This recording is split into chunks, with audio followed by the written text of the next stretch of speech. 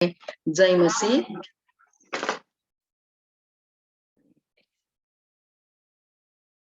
अनि विशेष सञ्चालक समितिलाई यो निम्तो दिनुभयो र वचनको सेवकाई गर्ने अवसर तपाईहरुले फेरि पनि तपाईहरुको माझमा दिनुभएको निम्ति तपाईहरुलाई अनि परमेश्वरलाई म हृदयदेखि नै धन्यवाद भन्दछु। सुन्नुहुन्छ नि मलाई? ओके, हुन्छ। प्रभुलाई धन्यवाद। वचनको निम्ति हाम्रो प्रार्थना भइसकेको छ। आजको वचनको शीर्षक मैले राखेको छु परमेश्वरको नजरमा महान व्यक्तित्व। परमेश्वरको नजरमा महान व्यक्तित्व।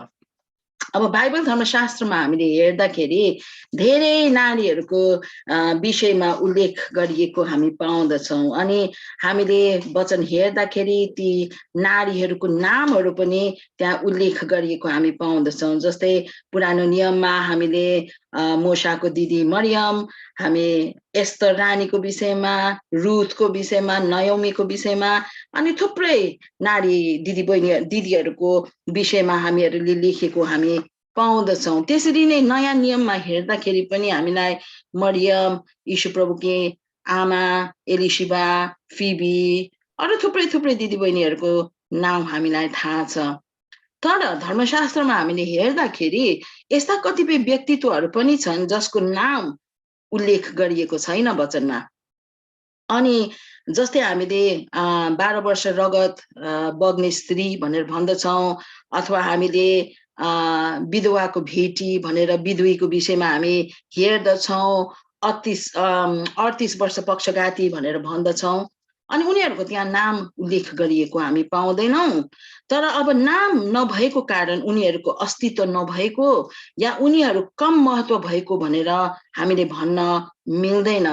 उनीहरूको नाम उल्लेख नभए तापनि उनीहरूको जीवनहरूद्वारा परमेश्वरले आफ्नो महिमा लिनुभयो र आज हामीहरूले हजारौं वर्षपछि पनि उनीहरूको जीवनद्वारा हामीहरूले शिक्षाहरू लिइरहेका छौं र परमेश्वरको चाहना र योजनाको विषयमा हामीहरूले थाहा गरिकन विश्वासी ख्रिस्टियन जीवनहरू कसरी जिउन पर्छ भन्ने कुरा उहाँहरूको जीवनबाट प्रेरित भएर हामीले थाहा गर्ने गर्दछौं। अब वचनले भन्दछ कि धर्मशास्त्रमा भएको हरेक वचन हामीलाई सिकाउनको लागि, हामीलाई अर्ती दिनको निम्ति, हामीलाई सच्याउनको निम्ति, साथै हामीलाई उचित जीवन यापन गर्नको निम्ति उपयोगी छन्। अनि यो कुरा तपाईहरुले दोस्रो तिमोथी 3:16 मा तपाईहरुले पाउनुहुन्छ। त्यसरी नै रोमी 15:4 मा हामीले हेर्दाखेरि त्यहाँ लेखिएको कुरा चाहिँ कि अघि जति कुराहरू अघि लेखिए ती सबै हाम्रो शिक्षाको निम्ति हो कि धीरज र धर्मशास्त्रको शान्तिद्वारा हामीलाई आशा होस्। त्यसैकारण हामी पुरानो नियमका कुराहरू हामी पढ्दछौं किनकि अघि लेखिएका कुराहरू चाहिँ हाम्रो शिक्षाको निम्ति हो भनेर वचन धर्मशास्त्रले भन्दछ। त्यसैकारण बाइबल धर्मशास्त्रमा शिक्षाहरू पवित्र आत्माको प्रेरणाद्वारा लेखिएको कारण यो जीवित छ अनि यो कहिले पनि पुरानो या चलन चल्तीबाट हराएर जाँदैन। अनि हामीले त्यो त पुरानो नियमको कथा हामीलाई त्यो यी दिनहरुमा हाम्रो निम्ति त्यो उपयोगी हुँदैन हामीले भन्न मिल्दैन किनकि वचन धर्मशास्त्रले नै हामीलाई रोमी 15:4 ले भनेको अघिका कुराहरु चाहिँ हाम्रो शिक्षाको निम्ति लेखिएका हुन्।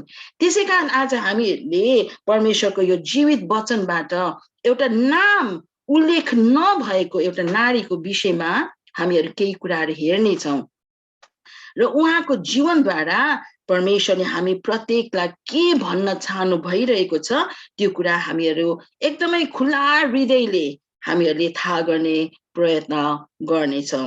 त्यसैकारण आउनुहोस् हामी आज दोस्रो राजा 4 अध्यायको 8 देखि हामी 37 सम्म हामीहरू पढ्नेछौं। खण्ड लामो छ तर पनि तपाईहरुको बाइबल छ भने तपाईहरुले यो कथालाई दोस्रो राजा 4 को 8 देखि 37 सम्म हामीले यो कथालाई हेर्ने छौं।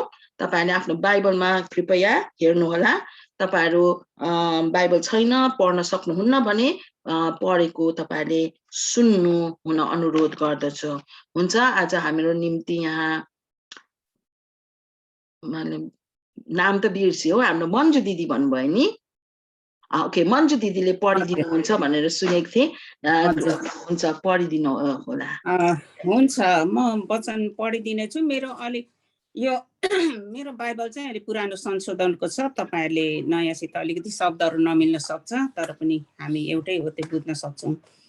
हुन्छ, यहाँ यो मेरो पुरानो यो संशोधनमा चाहिँ दोदानमा एलिसा र आरामीहरू भनेर लेखिएको छ। खासमा नयाँमा चाहिँ त्यो सुनेमीको छोरा जीवित पारिएको भनेर लेखिएको थियो। हुन्छ, म पढ्ने छु है त। एक दिन एलिसा सुनेममा गए, त्यहाँ एउटी धनाढ्य स्त्री थिइन्। तिनले उनलाई खानपिन गर्न जिद्दी गरिन्। एलिसा त्यहाँबाट भएर जाँदा त्यहाँ खानपिन गर्नलाई बस्थे। एक दिन स्त्रीले आफ्ना पतिलाई भनिन्, मलाई थाहा छ कि यहाँ सधैँ आउने मानिस परमेश्वरका पवित्र जन हुनुहुन्छ। कौसीमा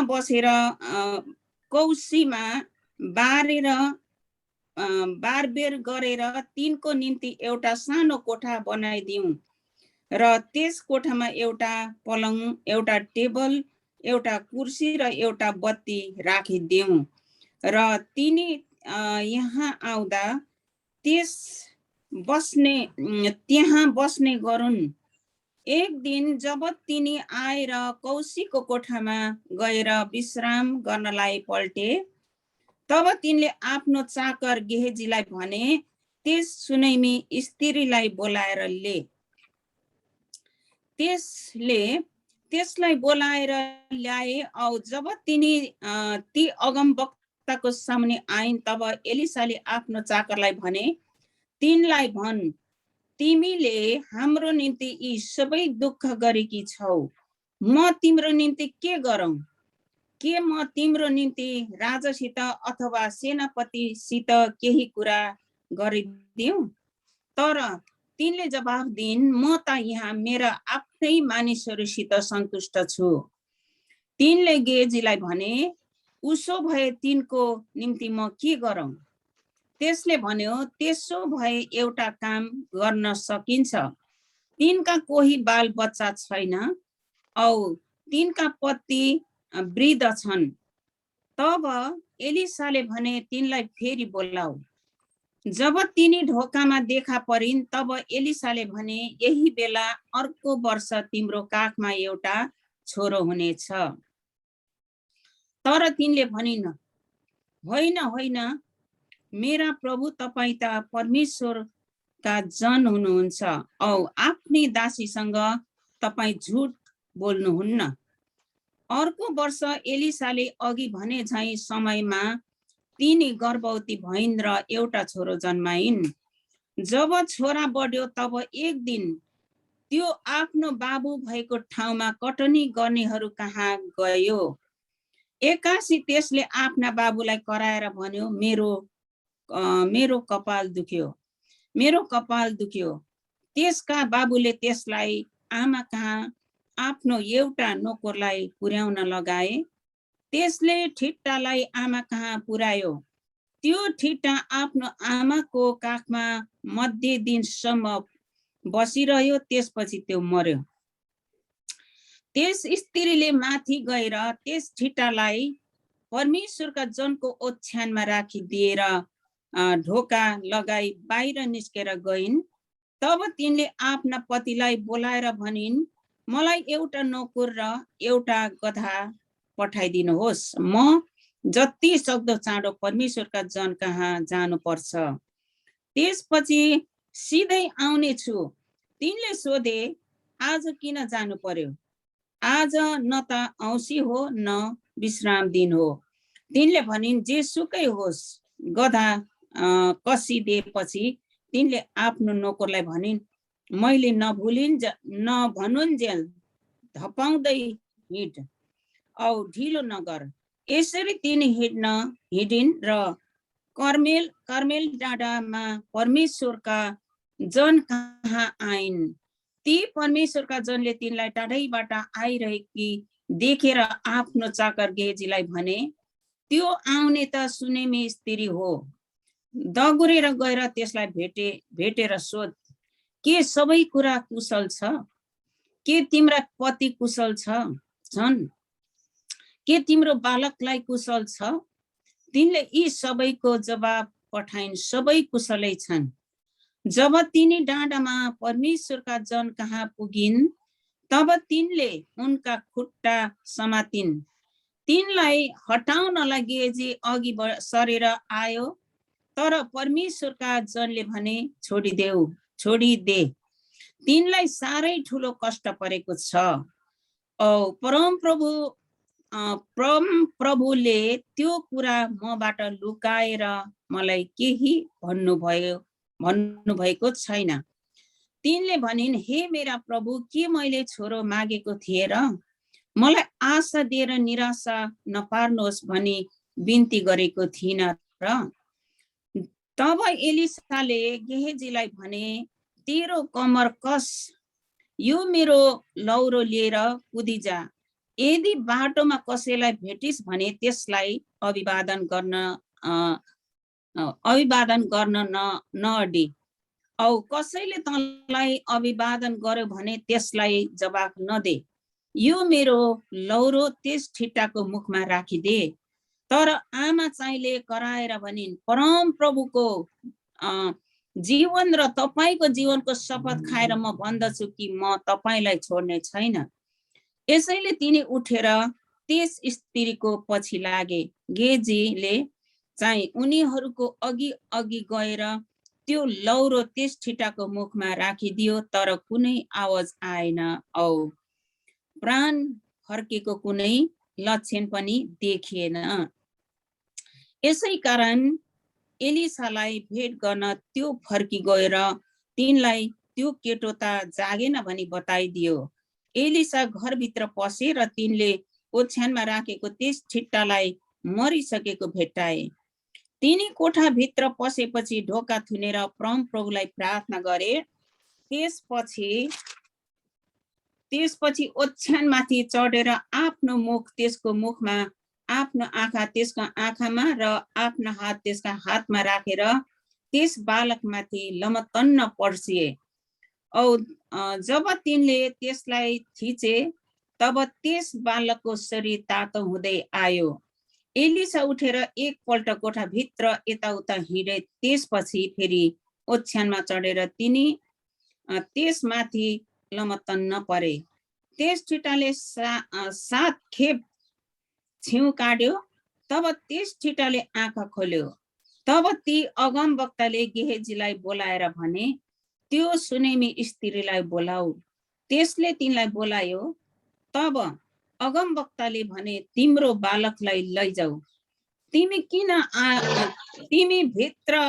तिनी भित्र आइन् र उनको सामने घोप्टो परिन्। त्यसपछि आफ्नो छोरालाई लगेर तिनी बाहिर निस्किन्। आमेन, हालेलुया। हुन्छ। धन्यवाद मन्जु दिदीलाई। परमेश्वरले यो वचन पढाइमा अनि सुनाइमा हामी सबैलाई आशिष दिएका हुन्। हुन्छ, म यहाँ एउटा अलिकति तपाईहरुलाई ऐतिहासिक पृष्ठभूमि बताउनु पर्यो। येशू प्रभु जन्मनु भन्दाखेरि अघिको समयलाई चाहिँ अंग्रेजीमा हामी बीसी भनेर भन्दछौं। अनि 931 को बीसीमा अथवा येशू प्रभु जन्मनु भन्दा 931 वर्ष अगाडि चाहिँ साउल, दाऊद र सुलेमान राजाले स्थापना गरेको संयुक्त राज्य जो थियो त्यो चाहिँ अब टुक्रेर गएको छ। अनि टुक्रेर गएर 10 वटा कुल, इजरायलीहरुको 10 कुलले चाहिँ उत्तरमा उनीहरूले राज्य खडा गरेका छन् अनि 2 कुलले चाहिँ दक्षिणमा उनीहरूले राज्य खडा गरेका हुन्छन्। अनि उत्तरी कुललाई चाहिँ 10 वटा राज्यलाई चाहिँ इजरायल भनिन्थ्यो भने मुनिको 2 वटा कुल मिलेर बनेको राज्यलाई चाहिँ यहुदा भन्ने चलन थियो है। अनि अब यो उत्तरमा 10 कुलले बनाएको इजरायल राज्य जो थियो त्यो त्यहाँका मानिसहरूले चाहिँ यरोबोआम भन्ने राजालाई चाहिँ उनीहरूले पछ्याएर गएका थिए भने दक्षिणमा चाहिँ रेहोबोआम भन्ने राजा थियो। अनि अब यो घटना जो हामीले पढेका छौं यो चाहिँ झन्डै यीशु प्रभु जन्मनु भन्दाखेरि 850 वर्ष अगाडि लेखिएको अथवा घटेको घटना हो। अनि यो समयमा चाहिँ इजरायल अथवा उत्तरी राज्यमा एलिशा अगमवक्ता उनी नियुक्त भएका थिए।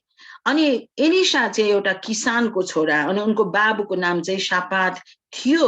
अनि तिनलाई चाहिँ उनी भन्दा अगाडि चाहिँ एलिया भन्ने अगमवक्ता थिए। अनि एलियाले चाहिँ उनी स्वर्ग जानुभन्दा अगाडि एलिशालाई आफ्नो बदलीमा उहाँले चाहिँ अगमवक्ता नियुक्त गरेर उहाँ जानुभएको हो।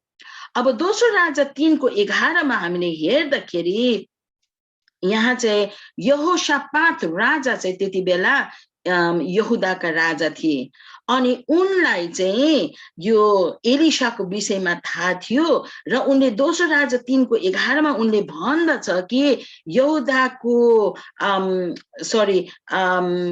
एलिशामा चाहिँ परम प्रभुको वचन रहेको छ भन्ने कुरा उनले बताएको हामी यहाँ देख्दछौं।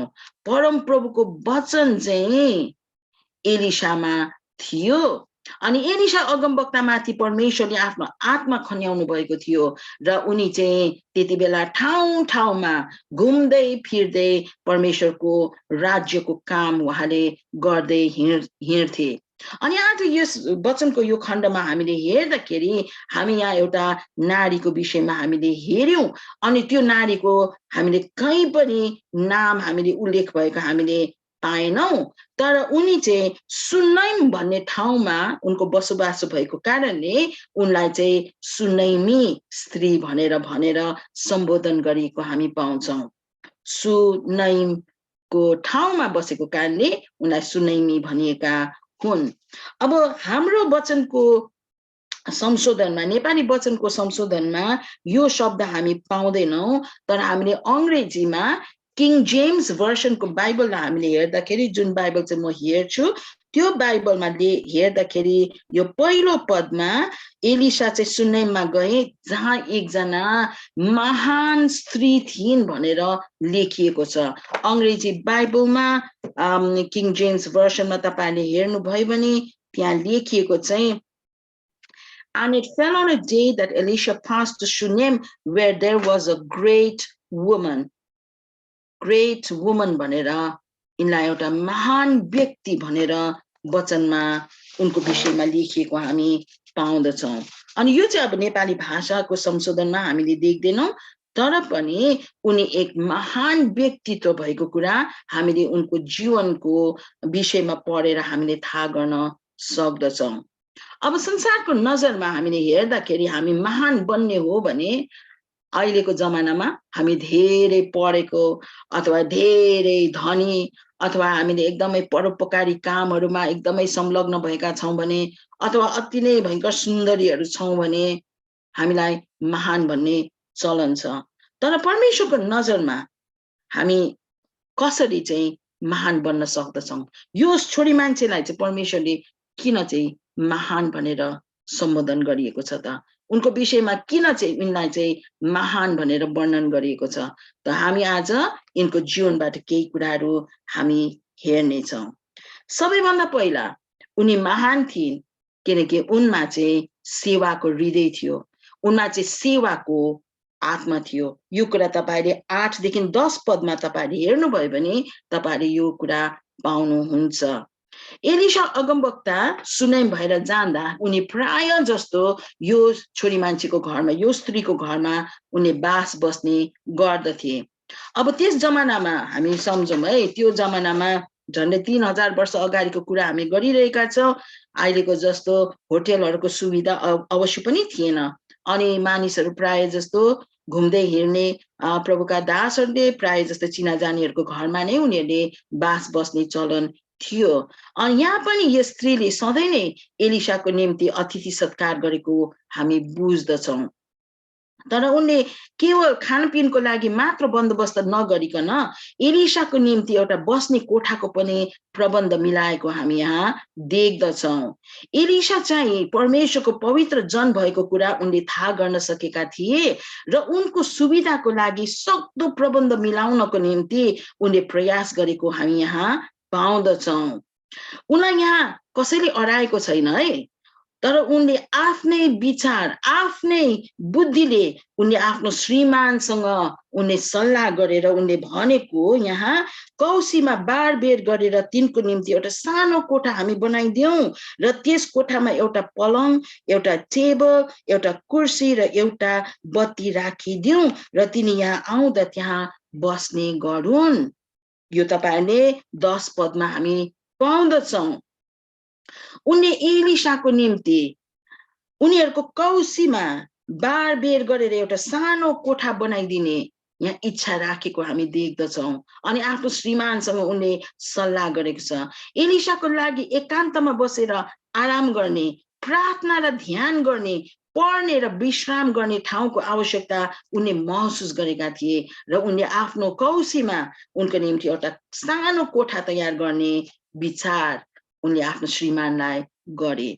अब उनीहरूसँग यो तयार गर्ने क्षमता थियो किनकि माथि हामी देख्दछौँ 8 पदमा कि उनी चाहिँ एउटा धनाढ्य स्त्री थिए रे, धनी थिइन् अनि उनीहरूकोमा क्षमता थियो, यो कोठा बनाउने उनीहरूमा क्षमता थियो। तर यहाँ धनको कारणले उनी महान ठरिएकी होइनन्, यो कुरा हामीले बुझ्न पर्छ। तर उनमा चाहिँ सेवाको हृदय भएको कारणले परमेश्वरले उनलाई महान भन्नुभएको हो। आज हामी धनी हुँदैमा हामीमा सेवाको हृदय हुन्छ भनेर भन्न सकिँदैन। हामी सबैलाई थाहा छ, नेपालीमा एउटा कथन पनि छ नि त, हामी भन्ने गर्छौँ धन हुनेको मन हुँदैन, मन हुनेको धन हुँदैन। धन छ भन्दैमा हामीमा सेवाको हृदय हुँदैन। अब यो स्त्रीलाई परमेश्वरको कामप्रति वास्ता पनि थियो। अब याद गरौँ, कसैको श्रीमती भएर बसेकी छन्, उनलाई प्रचार प्रसार गर्न जाने समय छैन, अनि त्यति बेला त छोरी मान्छेले प्रचार प्रसार गर्न जानु पनि मिल्दैन थियो। उनलाई परमेश्वरको वचनको प्रचारको कामको लागि बोझ थियो। त्यसै कारण उनले एलिया जो चाहिँ परमेश्वरको पवित्र जन थिए उनको प्रचारको सेवकाईमा उनलाई विश्राम गर्ने ठाउँ तयार गर्न उनी राजी भएको हामी देख्दछौँ।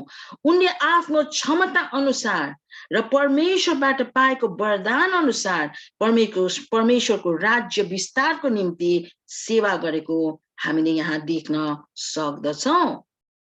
सेवाको निम्ति परमेश्वरबाट पाएको मौकाको उनले यहाँ सदुपयोग गरेको हामी देख्दछौँ।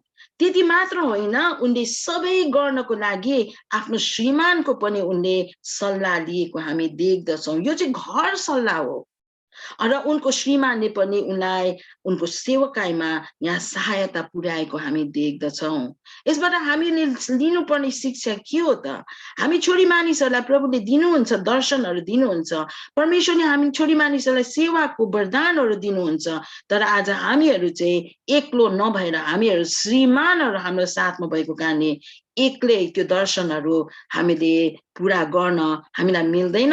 हामीले घर सल्लाह हामीले गर्नुपर्छ अनि प्रभुबाट आएको त्यो दर्शन हो, प्रभुबाट आएको त्यो सेवकाई हो भने श्रीमानहरूले सधैँ नै हामीलाई त्यो कुरामा सहायता दिनुहुन्छ।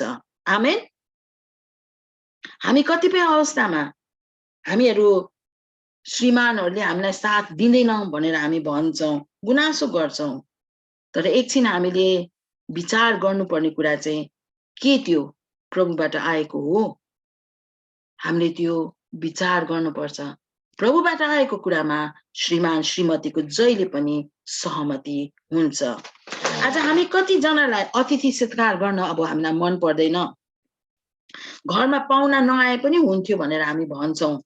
परमेश्वरको दासहरू घरमा आउँदा हामी बोझ सम्झन्छौँ, भरसक नआए हुन्थ्यो हामी भन्छौँ। हामीले पुलपिटको सेवकाईलाई हामी धेरै मान्यता दिन्छौँ, तर वचनमा राम्ररी हेर्दा हामीले मण्डलीमा हामी अगुवा हुन चाहन्छौँ भने अतिथि सत्कार गर्नेहरू हामीहरू हुन पर्छ भनेर वचनले 1 तिमोथी 3:2 मा अनि 1 तिमोथी 5:10 यो स्पष्ट लेखेको हामी पाउँदछौँ। म त्यो खण्डमा जानेछु। 1 तिमोथी 3:2 मा यसरी लेखेको छ, यसकारण बिशप हुने निर्दोष एउटै स्त्रीका पति परहेजी आत्मसंयमी सुशील अतिथि सत्कार गर्ने। त्यसरी नै 5 अध्यायको 10 पदमा पनि यही कुरा देख्दछौँ। असल कामहरूमा नाउँ चले कि यदि तिनले छोराछोरीहरू हुर्काएकी छन्, तिनले परदेशीहरूको सत्कार गरेकी छन्, पवित्र जनहरूको खुट्टा धोएकी छन्। यहाँनिर पनि हामी सत्कारको कुरा देख्दछौँ। अतिथि सत्कार, अतिथि सत्कार गर्नु चाहिँ आत्मिक रूपमा परिपक्वताको एउटा चिन्ह हो। हामी नयाँ विश्वासीहरूलाई मानिसहरू घरमा आउँदाखेरि हामीलाई त के गरौँ कसो गरौँ हुन्छ। हामीलाई मान्छेहरू घरमा नआइदिए पनि हुन्थ्यो भनेर हामी सम्झन्छौँ। कतिजना हामीहरू त ढोकाबाटै मान्छेलाई पठाइदिन्छौँ, भित्र आउनुहोस् पनि हामी भन्दैनौँ। हाम्रो बानी नै त्यस्तो छ। तर यद्यपि हामीहरू प्रभुमा महान कहलिन हामी चाहन्छौँ भने दिदीबहिनीहरू, हाम्रो घरमा प्रभुका दासहरूलाई स्वागत गर्न हामी सधैँ नै तत्पर रहनुपर्छ। अतिथि सत्कार चाहिँ आत्मिक परिपक्वताको चिन्ह हो। अब त्यति मात्र होइन, आज यस सुनेमी स्त्री झैं महान हुन हामी चाहन्छौँ भने प्रभु यीशुले मत्ती 25:31 देखि 46 तपाईहरु घरमा पढ्नुहोस्। म यो पढिरहदिन। मत्ती 25:31 देखि 46 मा भनेको कुरा हामीले विचार गर्नुपर्छ। अनि त्यहाँनिर अन्तको दिनको चिन्ह भनेर त्यहाँ भनिएको अन्तिममा जब हामी प्रभुको सामने हामी खडा हुन्छौँ, हामीलाई प्रभुले कतिजनालाई स्याबास भन्नुहुन्छ, कतिजनालाई प्रभुले हामीलाई हटेर जातो दुष्ट भनेर हामीलाई भन्नुहुन्छ। इन्साफको दिनको विषयमा त्यहाँ लेखिएको हामी पाउँदछौँ। अनि त्यहाँनिर हामी के देख्दछौँ भने प्रभुले भन्नुहुन्छ, म परदेशी थिएँ, तिमीहरूले मलाई तिमीहरू कहाँ लग्यो, नाङ्गो थिए तिमीहरूले मलाई पहिराइदियो, बिरामी थिए तिमीहरूले मेरो हेरचाह गर्यो, झ्यालखानमा थिए तिमीहरूले म कहाँ आयो। स्याबासी प्रभुले दिनुहुन्छ। अनि त्यो काम नगरेकोहरूलाई प्रभु भन्नुहुन्छ, तिमीहरू चाहिँ श्रापित होस्, तिमीहरू चाहिँ शैतानको दूतहरू होस्। हामीले म भोकाएको थिएँ, तिमीहरूले केही पनि गरेनौ। मलाई सत्कार तिमीहरूले गरेनौ, पानी पनि तिमीहरूले पिउन दिएनौ, भोकाएको थिए केही पनि दिएनौ तिमीहरूले, नाङ्गो थिए केही पनि दिएनौ तिमीहरूले मलाई। अनि यो कुरा हामीले विचार गर्नुपर्छ। हामीले परमेश्वरको नाउँमा कसैलाई एक गिलास पानी पनि हामीले दिएको छौं भने परमेश्वरले त्यो कामको उहाँले कदर गर्नुहुन्छ। आज हामीले हाम्रो घरहरू प्रार्थनाको लागि, बाइबल अध्ययनको लागि, घरेलु संगतिहरूको लागि, जवान संगतिहरूको लागि, मिशनरीहरूको लागि तथा हाम्रा छिमेकीहरूलाई सुसमाचार सुनाउनको लागि हामीले हाम्रो घरहरू खुला राख्नुपर्छ। आज तपाईको घरमा आउँछौँ है प्रार्थना गर्नु भन्दा अब नआउनु नआउनु नआउनु भन्छ, हामी अघि नै नआउनु भन्छ। हामीलाई मन पर्दैन। हामीले यो सुनाइमी स्त्रीले जसरी यो प्रभुको दासको निम्ति उसले सुविधाहरू उपलब्ध उनले गरे, आफ्नो क्षमताले भ्याए अनुसार उनले काम गरे। आज प्रभुको चाहना चाहिँ हामी दिदी बहिनीहरू पनि त्यस्तै भएको उहाँले चाहना गर्नुहुन्छ। आज हामी कति दिदी बहिनीहरू शारीरिक र मानसिक शासनामा हामीहरू परेका छौँ। हाम्रो परिवारको अवस्था राम्रो छैन, श्रीमानहरूबाट अति नै हेलितहरू छौँ। अनि हामीलाई थाहा छ मण्डलीमा त्यस्ता अब्युज भएका एकदमै के अरे शारीरिक यातनामा परेका दिदी बहिनीहरू हामीलाई थाहा छ। यो संसारमा मात्र घटिरहने घटना होइन, मण्डलीमा पनि भएको हो। उनीहरूको निम्ति विश्राम गर्ने स्थान चाहिन्छ, उनीहरूको निम्ति एउटा प्रार्थना गर्ने, उनीहरूको निम्ति एउटा सुरक्षाको ठाउँ चाहिन्छ। कि आज हामीहरू हाम्रो घरहरू त्यस्ता दिदी बहिनीहरूको निम्ति खुला राख्न कि हामीहरू तयार छौँ? मुखले त भन्छौँ प्रार्थना गरिदिन्छु, ल है कठै बढी भनेर भन्छौँ, तर हामीले आउनुहोस् मेरो घरमा 1-2 दिन बसौँ, आउनुहोस् विश्राम लिनुहोस्, एकछिन सुत्नुहोस् मेरो घरमा आएर, हामी कतिले भन्छौँ, कतिले भन्न पनि सक्छौँ। आज परमेश्वरमा हामीहरू आशिषित बन्ने हो भने, महान बन्ने हो भने अरूको निम्ति खर्चिने व्यक्तिहरू हामी बन्न जरुरी छ। परमेश्वरको राज्य विस्तारको काममा संलग्न भएकाहरूको लागि मुठी खोल्ने भएको प्रभुले चाहना गर्नुहुन्छ। रोमी 12:7 अनुसार हामीले सेवाको वरदान हामीले पाएका छौं भने सेवाको काममा हामी आफैलाई दिइहालेको प्रभुले चाहना गर्नुहुन्छ। त्यसरी नै गलाती 6:2 मा तिमीहरूले एउटाले अर्कोको भार उठाऊ र यसरी ख्रीष्टको व्यवस्था पूरा गर भनेर लेखिएको छ। अनि ख्रीष्टको व्यवस्था चाहिँ के हो त? तिमीहरूले आफ्नो छिमेकीलाई आफूलाई जस्तै प्यारो गर्नु। त्यो प्रभु येशू ख्रीष्टको व्यवस्था। अनि जब हामीले एकले अर्काको भार उठाउँदछौं, एकले अर्कालाई जब हामी सहायता पुर्याउँदछौं, सेवाको भावना जब हामीहरुमा हुँदछ, हामीले प्रभु येशू ख्रीष्टको व्यवस्थालाई हामीले पूरा गर्दछौं अनि हामीहरु चाहिँ परमेश्वरको दृष्टिमा महान व्यक्तित्वहरु हामी बन्दछौं। आमेन। आमेन भन्दा हात यसो उठाउनुस् ल। तपाईहरुले सुन्नु भएको चाहिँ मैले थाहा गर्छु अनि हुन्छ। त्यो चाहिँ पहिलो कुरा। अब दोस्रो कुरा, यो सुनैमी स्त्री उनी महान थिइन् किनकि उनमा सन्तुष्टिको आत्मा थियो। 11 देखि 13 पदमा तपाईले यहाँ पढ्न सक्नुहुन्छ। परमेश्वरको दृष्टिमा यो सुनैमी स्त्री चाहिँ महान थिइन् कारण उनमा चाहिँ सन्तुष्टि थियो। अब यो कथा अनुसार एक दिन एलिशा उसको कौसीको कोठामा उ विश्राम गरिरहेको हुन्छ अनि त्यति बेला उसले कति कुराहरू उसले सम्झना गर्दछन् अनि उसले आफ्नो नोकर, अनि नोकरको नाम चाहिँ गेहजीलाई उसले बोलाएर भन्छ त्यो सुनैमी स्त्रीलाई बोलाऊ। अनि त्यो सुनैमी स्त्रीलाई बोलाउन पठाउँदछ।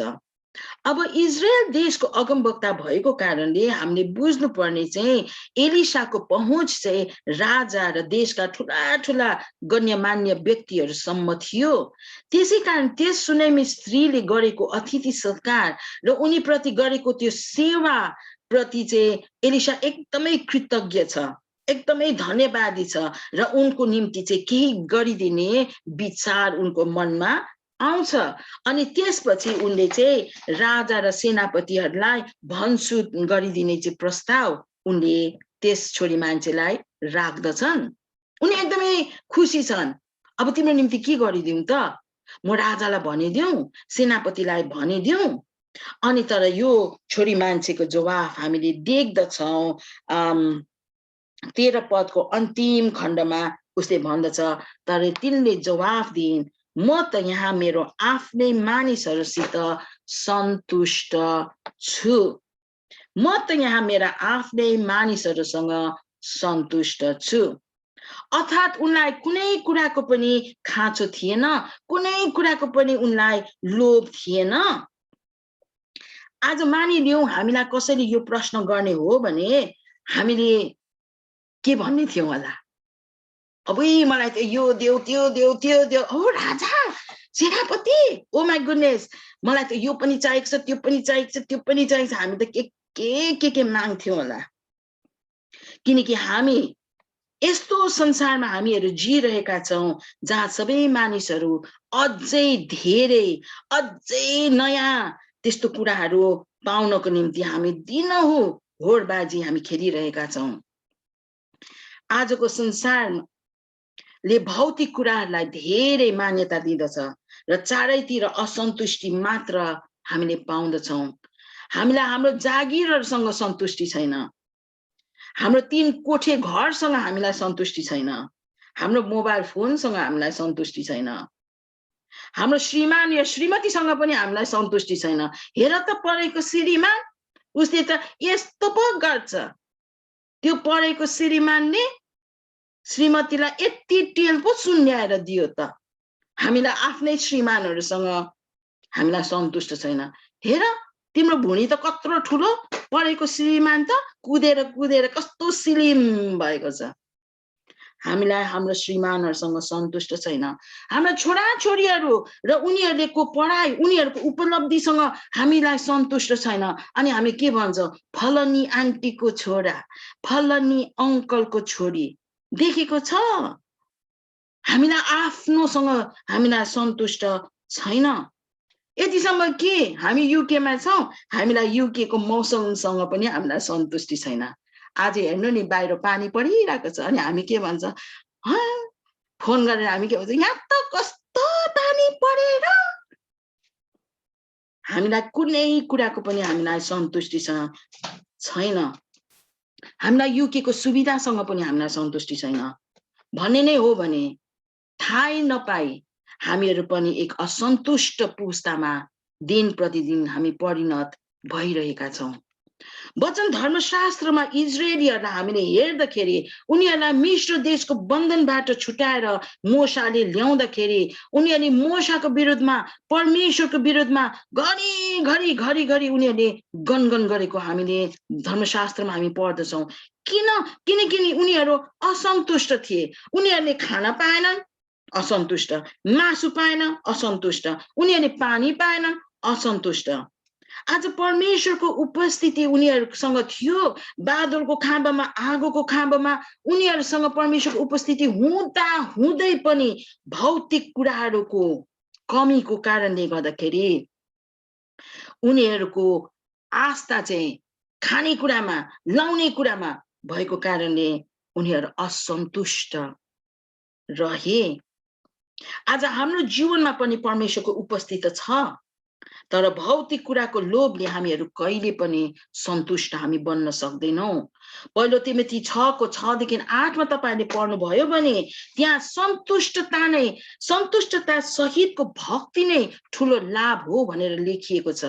हामीले परमेश्वरमा भक्ति त गर्दछौँ, तर हृदयमा सन्तुष्टता छैन भने त्यसको केही मतलब नै रहँदैन। किनकि हामीले न त यस दुनियाँमा केही ल्यायौँ, न केही बोकी लैजान सक्दछौँ, तर खाना र लाउन भएपछि हामी त्यसमा सन्तुष्ट हुनेछौँ। यो वचन पहिलो तिमोथी 6:6-8 लेखिएको कुरा। यो कुरा अनि पावलले पनि आफ्नो जीवनमा उनले थाहा गरेर उनले स्पष्टसँग यो कुरा बुझेको कारणले उनले फिलिपी 4:11-12 उनले भन्दछ कि खाँचो परेर त मैले भनेको होइन, किनभने जुनसुकै परिस्थितिमा म भए पनि त्यसैमा सन्तुष्ट रहन मैले सिकेको छु। पावलले भन्दछ म घट्न पनि जान्दछु, म बढ्न पनि जान्दछु, हरेक कुरामा र सम्पूर्ण कुरामा तृप्त हुने पनि र भोको हुने पनि, प्रशस्त हुने, खाँचोमा पर्ने पनि, गुप्त कुरा मैले सिकेको छु। किनकि उनले जानेको कुरा चाहिँ जब हाम्रो जीवन चाहिँ परमेश्वर प्रभु यीशु ख्रीष्टमा समर्पित रहँदछ, हामीले सन्तुष्ट रहन हामी सिक्न सक्दछौँ। किनकि सन्तुष्टि चाहिँ परमेश्वरबाट आउने कुरा हो। यो कुरा अब यो सुनैमी स्त्रीले पनि बुझेको थियो, उनले जानेकी थिइन्। त्यसै कारण नै उनलाई चाहिँ महान भनेर वचनमा लेखिएको छ। आज हामी पनि परमेश्वरको दृष्टिमा महान हुने हो भने हामीमा भएको जे जति छन् ती सबैको निम्ति हामी परमेश्वरमा धन्यवादी हामी रहन पर्छ, सन्तुष्ट हुन हामी सिक्नु पर्छ। मैले कसैले भनेको कुरा, बजार जाँदाखेरि एउटा न एउटा कुरा, सानो भन्दा पनि सानो कुरा किनेन भने त रिस उठ्छ अरे। बजार गएपछि एउटा न एउटा किनेर सामान चाहिँ किनेर आउनै पर्ने रे। सामान किन्नु पाएन भने रिस उठ्छ अरे। त्यो के हो? असन्तुष्टता हो। अनि एउटा मनोवैज्ञानिक रूपमा तपाईहरुलाई म एउटा यहाँ उयो देखाउँछु ल। यो मेरो यहाँ बोतलमा पानी छ। अब तपाईहरुले एकछिन हेर्नुस् ल, तपाईहरुले के देख्नुहुन्छ? तपाईहरुलाई मैले एउटा मनोवैज्ञानिक रूपमा, साइकोलोजीको रूपमा तपाईहरुलाई एउटा अभ्यास गराएको मात्रै है यो। तपाईहरु कति जनाले भन्नुहुन्छ बोतल आधी खाली रहेछ भन्नुहुन्छ? तपाईहरु कति जनाले भन्नुहुन्छ बोतल आधी भरी रहेछ? बुझ्नुहुन्छ दुईटा कुरा? कसैले खाली देख्नुहुन्छ, कसैलाई आधा भरेको देख्नुहुन्छ। कसैले आधा खाली देख्नुहुन्छ, कसैले आधा भरेको देख्नुहुन्छ। हाम्रो दृष्टिकोण। यद्यपि तपाईले म सन्तुष्ट छौं भने, हाम्रो जीवनमा सन्तुष्टि छ भने यो बोतललाई हेर्दाखेरि आधा भरेको हामी देख्छौँ। यद्यपि हाम्रो जीवनमा असन्तुष्टि छ भने हामीले खाली देख्छौँ। बुझ्नुभयो? तपाईहरुले आफैहरु विचार गर्नुहोस्, तपाईहरुले के देख्नुभयो? आधी भरी देख्नु भएको छ भने तपाईहरु सन्तुष्ट हुनुहुन्छ। आधी खाली देख्नुभयो भने तपाईहरुको जीवनमा असन्तुष्टि छ भन्ने कुरा थाहा हुन्छ। बुझ्नुभयो? यो चाहिँ एउटा साइकोलोजीको कुरा मात्र हो। सन्तुष्ट हामी छौं भने प्रभुको दृष्टिमा हामीहरु महान कहलिन्छौं। तेस्रो कुरा, उनी महान थिइन् किनकि उनको विश्वास ठूलो थियो। उनले परमेश्वरमाथि आशा गरेकी थिइन्। अब यो सुनेमी स्त्रीको हामीले अहिले यहाँ यो खण्ड हामीले पढ्यौं अनि हामीले देख्यौं कि सुरुमा उनीहरुको सन्तान थिएन। अनि गेहजीलाई एलिसाले सोध्छ, म के दिउँ त? यो सुनेमी स्त्रीलाई के दिउँ? उ त सन्तुष्ट छ। अब तर पनि म उलाई केही त दिन चाहन्छु नि भन्दाखेरि गेहजीले भन्छ, उनीहरुको सन्तान छैन। सायद परमेश्वरलाई सन्तानको निम्ति प्रार्थना तपाईले गरिदिन सक्नुहुन्छ, त्यसैगरी उनीहरुलाई एउटा सन्तान तपाईले दिन सक्नुहुन्छ भनेर उनले भनेको। अनि पछि गएर हामी देख्दछौं 17 पदमा कि त्यो छोरी मान्छेले सुनेमी स्त्रीले गर्भवती भएर एउटा छोरा जन्माएका छन्। त्यो छोरा उनले आशीष स्वरूप, प्रतिज्ञा स्वरूप उनले पाएका थिए। तर समय बित्दै जान्छ अनि एक दिन अभाग्यवश त्यस छोराको मृत्यु हुन्छ।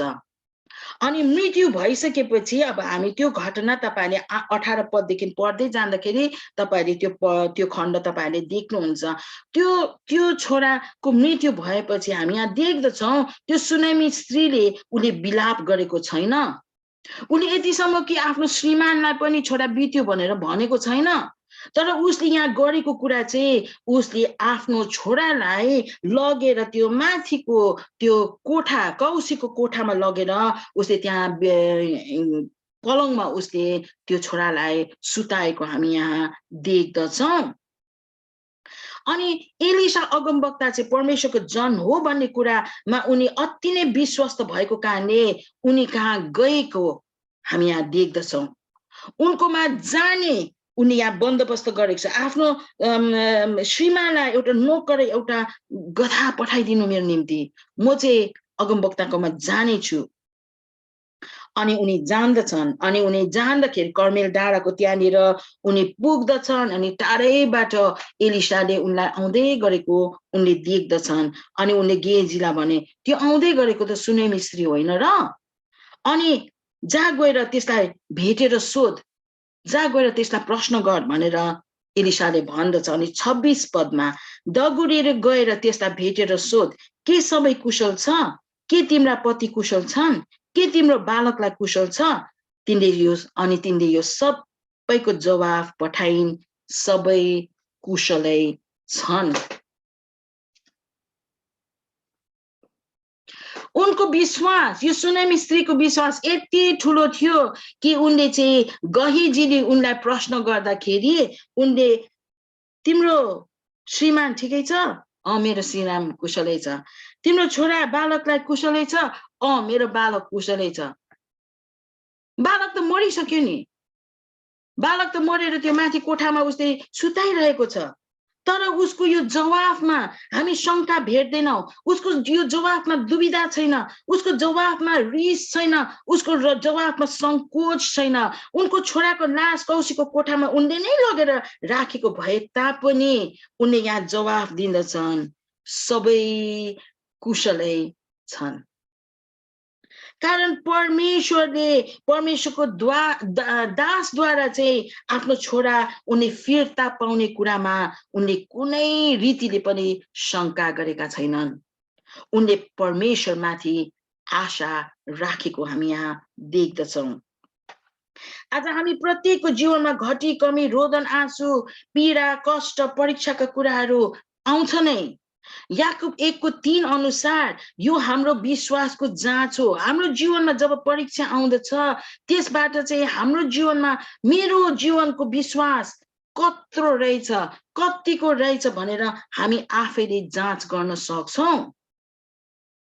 यो चाहिँ परमेश्वरले हामी आफैलाई मेरो जीवनमा मेरो विश्वास कतिको रहेछ भन्ने कुरा थाहा गर्नको निम्ति हाम्रो जीवनमा यस्ता परीक्षाहरू प्रभुले ल्याउन आउन दिनुहुन्छ। परमेश्वर माथि हाम्रो विश्वास कतिको छ या कत्रो छ भनेर जान्नको निम्ति चाहिँ हामीले परीक्षाहरूद्वारा हामीले थाहा पाउँदछौँ। परीक्षाहरू आउँदा हामी परमेश्वरसँग रिसाउने, उहाँका प्रतिज्ञाहरूमाथि शङ्का गर्ने, उनलाई हामीले त्यागेर जाने गर्छौँ भने हाम्रो विश्वास कति पनि रहेनछ भन्ने कुरा हामीले थाहा गर्न सक्दछौँ। तर जब हाम्रो जीवनमा परीक्षाहरू आउँदछन् अनि हामी चाहिँ उहाँको प्रतिज्ञाहरूलाई सम्झन्छौँ, उहाँको प्रतिज्ञाहरूलाई हामी पक्रिरहन्छौँ। प्रभु तपाईले भन्नुभएको थियो चाहे दागको बोटमा चाहे फुल फलोस्, चाहे मेरो जीवनमा कुनै प्रकारको सफलता नहोस्, तर तपाईले मेरो जीवनमा काम गर्नुहुन्छ। प्रभुको प्रतिज्ञालाई हामीले पक्रिरहन्छौँ भने हाम्रो विश्वास कतिको रहेछ भन्ने कुरा हामीले थाहा आफै गर्न सक्दछौँ। परमेश्वरमाथि भरोसा राख्ने जीवनहरूले सबै दुःखबाट परमेश्वरले धर्मात्माहरूलाई छुटाउनु हुन्छ भनेर जानेको हुन्छ। अनि यो कुरा भजन लेख्नेले भजन 34 को 19 मा लेखेको कुरा हामी पाउँदछौँ। अब यस सुनेमी स्त्रीको भरोसा परमेश्वरमा भएको कारण उनको विश्वासको कदर गरी परमेश्वरले उनको पुत्रलाई फिर्ता दिनुभएको हामी यस घटनामा हामी देख्दछौँ। उनको विश्वासको कारण उनी महान कहलाइन्। आज तपाईं नि मेरो हाम्रो विश्वास चाहिँ केमा छ? कसमाथि हामीले विश्वास राखेका छौँ? सायद आज हाम्रो जीवनहरूमा पनि मृत्यु आएको होला, हामीले जागिरहरू गुमाएका छौँ होला, श्रीमान श्रीमतीको सम्बन्धमा आज सायद रास आएको होला, छोरा छोरीहरू भनेको जस्तो बाटोमा हिँडेका छैनन् होला, हामीहरू रोगी भएका छौँ होला। अनि यस्तो समयमा के हामीले परमेश्वरको उपस्थितिको खोजी गरेर सबै कुशलै छन् भनेर के हामीले भन्न सक्छौँ? या डर र त्रासले भरिएर परमेश्वर प्रति हामी गनगन गरी चिन्ता र फिक्रीमा डुबिरहेका छौँ। हामीले फोन गर्छौँ एक दुसरालाई अनि हामी भन्छौँ दिदी तपाईँ कस्तो हुनुहुन्छ, बहिनी तपाईँ कस्तो हुनुहुन्छ, आन्टी तपाईँ कस्तो हुनुहुन्छ। अन्त कोही बेला हामीले फोन गर्दाखेरि अनि जवाफ के हुन्छ? के गर्नु नानी? एकैचोटि के गर्नु नानी, मेरो त ब्लड प्रेसर यस्तो भयो, मेरो त काम पनि छैन, के गर्नु नानी, अस्पतालको अपोइन्टमेन्ट पनि पाउँदैन, के गर्नु हौ, यो कोभिडले पनि गर्नु गरिसक्यो। अनि हाम्रो मुखको बोली चाहिँ सबै नकारात्मक, के गर्नु हौ, के गर्नु हौ, औषधि यति खाइसक्दा पनि डक्टरलाई अपोइन्टमेन्ट नै पाउन सकेन। बुझ्नु हुँदैछ? हाम्रो विश्वास हाम्रो भरोसा केमा छ? हाम्रो बोलीबाट थाहा हुन्छ। फोन उठाउने बित्तिकै मलाई त कोही बेला नेपालतिर फोन गर्दाखेरि कोही बेला मलाई फोन अल्छी लाग्छ फोन गर्नु। कस्तो छ हौ भनेर सोद्धाखेरि के गर्नु, पानी पनि छैन, बत्ती पनि छैन, खानु पनि छैन, धुलै धुलो छ, गर्मी छ। बुझ्नु हुँदैछ मेरो कुरा? प्रभुमाथि भरोसा राख्ने जीवनहरूले नकारात्मक कुराहरू जीवनमा भए तापनि, परिस्थितिहरू प्रतिकूल भए तापनि सबै कुशलै छन् भनेर भन्न सक्छ। आमेन। अनि यद्यपि हामीले त्यो भन्छौँ भने परमेश्वरको दृष्टिमा हामीहरू महान कहलिन्छौँ। परमेश्वरको दृष्टिमा महान बन्ने हो भने उहाँमाथि हाम्रो भरोसा छ, विश्वास छ भन्ने कुरा हाम्रो जीवन शैलीबाट, हाम्रो बोली वचनबाट हामीले देखाउन सक्नुपर्छ। प्रभुमाथि भरोसा त छ त भन्छौँ, के गर्नु डक्टरको अपोइन्टमेन्टै पाइन। प्रभुमाथिको भरोसा होइन त्यो, हाम्रो बोलीले थाहा हुन्छ। त्यसकारण प्रभुले अनुग्रह गरून् कि आज हामीहरू पनि यो सुनेमी स्त्री जस्तै हामीहरू पनि महान व्यक्तित्वहरू हामी बन्न सकेका हौं। अनि चौथो कुरा, परमेश्वरको दृष्टिमा यो सुनेमी स्त्री महान थिइन् किनकि उनले प्रतिकूल अवस्थामा पनि उनले परमेश्वरलाई छोडिनन्। तपाईले 29 पददेखि तपाईले 30 पदसम्म पढ्नुभयो भने यहाँ हामी त्यो कुरा देख्दछौँ। यो सुनेमी स्त्रीको लागि एलिशा अगमवक्ता चाहिँ परमेश्वरको प्रतिनिधित्व थिए, कारण उनी परमेश्वरको पवित्र जन हुनुहुन्छ भन्ने कुरा उनलाई थाहा थियो। जब एलिशाले उनको छोराको विषयमा थाहा पाए, उनले आफ्नो नोकर गेहजीलाई उनको लौरो लिएर जा गएर त्यो छोराको मुखमा यो लौरो गरेर राखिदे भनेर आदेश दिँदछ। तर यो त्यो स्त्रीको निम्ति अपुग थियो र उनले एलिशाको खुट्टा समातेर उनलाई नछोड्ने शपथ खाएको हामी देख्दछौँ। एलिशाले त आफ्नो नोकर पठाइसक्यो नि, जाऊ यो लौरो लिएर जाऊ भनेर पठाइसकेको छ। तर पनि यो छोरी मान्छेले, यो सुनामी स्त्रीले भन्दछ, उसले एलिशाको खुट्टा समाउँदछ अनि उनलाई नछोड्ने। परम प्रभुको जीवन र तपाईको जीवनको शपथ खाएर म भन्दछु कि म तपाईलाई छोड्ने छैन। 30 पदमा उनको जीवनमा आएको त्यो प्रतिकूल समयमा उनले परमेश्वरलाई नछोड्ने शपथ खाएको हामी पाउँदछौँ। परमेश्वरबाट उत्तर नपाइकन परमेश्वरमा आशा गरिरहने, उनको बाटो हेरिरहने र उनलाई नछोड्ने संकल्प उनको थियो। यी दिनहरुमा हामी धेरैजना विभिन्न परिस्थितिहरु भएर हामीहरु गइरहेका छौं। यो महामारीको कारण हाम्रा परिवारहरुमा, मण्डलीहरुमा प्रतिकूल अवस्थाहरु छन्। धन जनको विनाश भइरहेको छ, खानु छैन, लाउनु छैन, उपचार छैन, पढाइ छैन, मण्डली भवनमा गएर हामीहरुले संगति गर्न पनि पाएका छैनौं। अनि दुःखको कुरा, हामी कति जनाले परमेश्वरलाई त्यागेका पनि छौं। हामीलाई प्रार्थना गर्न अल्छी लाग्छ, जुममा सेवा गर्न हामीलाई दिक्क लागिसक्यो, परमेश्वरसँग हामीहरु रिसाएका छौं, उनको मार्गमा नहिड्ने हामीले संकल्प गरेका छौं। कतिले त भन्दछ मलाई त यीशु प्रभु थापेन रे। अस्ति भर्खर कसैकोबाट सुन्दै थिए, मैले त छोडे यीशु प्रभुलाई रे, बाइबल पनि मैले फ्याँके रे। किन भनेको त यीशु प्रभु थापेन रे हो। कति हाँसउठ्दो कुरा नि, यीशु प्रभु थापेन रे। आज त्यस्तै छौं हामीहरु। यो सुनामी स्त्रीको जीवनमा आएको यो विषम स्थितिमा उनले परमेश्वरलाई त्यागिन, तर बरु उनलाई पक्रिरहने अठोट उनले गरिन्।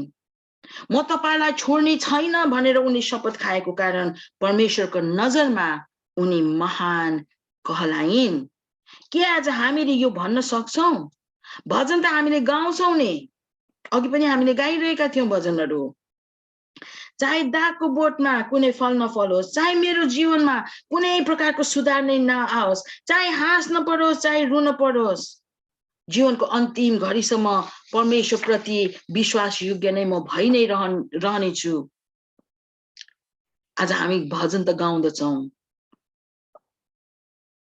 तर जब हामीहरूले चाहेको जस्तो उत्तर प्रभुबाट हामीले पाउँदैनौं त हामी के गर्छौं त? 2-3 दिन प्रभुसँग झगडा गरेर प्रार्थना पनि गर्दैनौं। अनि यस्तै हाम्रो जीवन बन्दछ भने हामी प्रभुको दृष्टिमा हामीहरु महान बन्न सक्दैनौं। त्यसैकारण अन्तमा सायद हामी कति जनाको हृदयमा मैले त प्रभुको निम्ति केही गर्न सकेकी छैन भन्ने विचार होला। परमेश्वर मसँग खुशी हुनुहुन्न भनेर हामीले सोचेका पनि छौं होला, या परमेश्वरको निम्ति के गर्न सक्छु होला भन्ने प्रश्न सायद हाम्रो मनमा छ होला। आजको पाठ अनुसार परमेश्वरको दृष्टिमा हामी महान हुने हो भने उहाँले हाम्रो जीवनहरुबाट ठूला ठूला कामहरुको उहाँले अपेक्षा राख्नु भएको छैन, तर उहाँले चाहिँ हाम्रो जीवनबाट ससाना कुराहरुमा हामीहरु विश्वास योग्य भएको उहाँले चाहना गर्नु भएको छ। हामीहरुसँग भएका कुराहरुसँग सन्तुष्टि भएको उहाँले चाहना गर्नुहुन्छ। आफू र आफ्नो परिवारको जीवनमा आउने जस्तै कष्टमा पनि म कुशलै छु, हामी कुशलै छौं भन्न सक्ने विश्वास भएको परमेश्वरले चाहना गर्नुहुन्छ। परमेश्वरका जनहरुको निम्ति सेवामा समर्पित जीवनहरु जिएको प्रभुले चाहना गर्नुहुन्छ। अनि जस्तै प्रतिकूल अवस्था भएर जानु परे तापनि परमेश्वरलाई नत्याग्ने संकल्प हामीले गरेको परमेश्वरले चाहना गर्नुहुन्छ। अनि यद्यपि हामी त्यो गर्दछौँ भने परमेश्वरको दृष्टिमा हामीहरू महान व्यक्तित्वहरू हामीहरू बन्नेछौँ। संसारमा ख्रीष्टको निम्ति जीवन जिउने क्रममा हामीलाई मानिसहरूको बीचमा ख्याति कमाउन या प्रख्यात बन्न हामीलाई जरुरी छैन। मानिसबाट हामीले स्याबासी नपाए पनि या मण्डलीमा हामीले स्थान मान्यता र कुर्सी नपाए पनि यूहन्ना 12:26 मा यीशु ख्रीष्ट प्रभुले भन्नुहुन्छ, कसैले मेरो सेवा गर्छ भने पिताले उसको कदर गर्नुहुनेछ। सायद हाम्रो नाम कसैलाई थाहा नहोला, परमेश्वरको मण्डली र विश्वासीहरूको निम्ति गरेको हाम्रो सेवकाई प्रत्यक्ष रूपमा देखिँदैन पनि होला। हामी पनि सुनैमी स्त्री झैं केवल लन्डनको दिदी बहिनी भनेर अथवा लन्डनको छोरी मान्छे अथवा लन्डनको स्त्री भनेर हामीहरू चिनिन्छौँ होला। सायद हामीहरू प्लमस्टेड मण्डलीको दिदी अथवा फेल्टम मण्डलीको बहिनी भनेर सायद हामीहरू चिनिन्छौँ होला। तर ढाडस गर्नुहोस्, कारण परमेश्वरको राज्यमा तपाईहरू अथवा हामीहरू प्रत्येक महानहरूको गणनामा हामी आउन सक्दछौँ। यद्यपि हामीहरू परमेश्वरका कुराहरूमा हामीहरू इमानदारीतासँग रहन्छौँ भने परमेश्वरले आज सिकाउनु भएको यो वचन आज हामीहरूले ध्यानसँग आफ्नो जीवनमा हामी अपनाउँछौँ भने हामीहरू सबै परमेश्वरको राज्यमा उहाँको नजरमा हामीहरू महानहरूको गणनामा हामीहरू आउनेछौँ। उहाँले हामी प्रत्येकको सेवकाईलाई कदर गर्नुहुन्छ। आमेन, आमेन। परमेश्वरले अनुग्रह गरून् कि यस वचनद्वारा हामीहरू सबैजना आशिषित बन्न सकेका हौं। हुन्छ, हामी छोटो प्रार्थना गरौँ।